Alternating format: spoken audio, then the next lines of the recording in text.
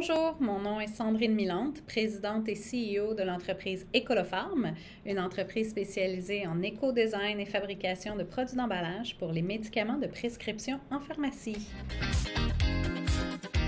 En fait, ça a été clairement de questionner et de repenser le processus complet qui est en arrière de la fabrication des emballages de médicaments pour être sûr de se mesurer, de se comparer, de s'assurer qu'on était capable de réduire notre empreinte environnementale à chacune des étapes. Être sûr justement que partout il y avait des zones de gaspillage, des zones de manipulation, de surmanipulation, d'emballage, de suremballage, on était en mesure justement d'avoir un impact direct là-dessus puis de réduire cet impact-là. Ça faisait 40 ans qu'il n'y avait pas eu d'innovation, puis personne ne se demandait comment est-ce qu'on pouvait faire les choses différemment ou les choses mieux. Tout le monde disait, c'est comme ça que ça fonctionne.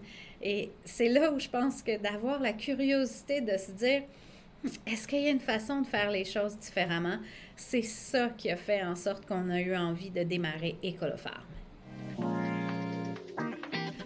Concrètement, les impacts, c'est qu'on a designé des produits qui utilisent 35% moins de matière plastique, 40% moins de carton, on a éliminé tous les sacs de plastique, on a amené une économie d'énergie de 55%, on a amené des produits qui étaient multifonctionnels puis qui étaient aussi à base de matériaux de plastique non toxiques, facilement recyclables, appréciés des recycleurs.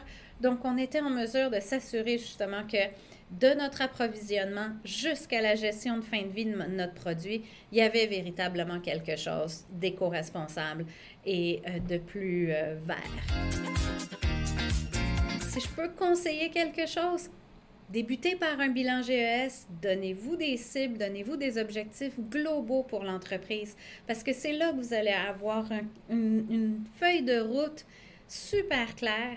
Vous allez être capable de mesurer les impacts, puis véritablement ensuite, éventuellement, aller chercher des certifications pour donner de la crédibilité au processus, puis c'est là que ça vaut la peine.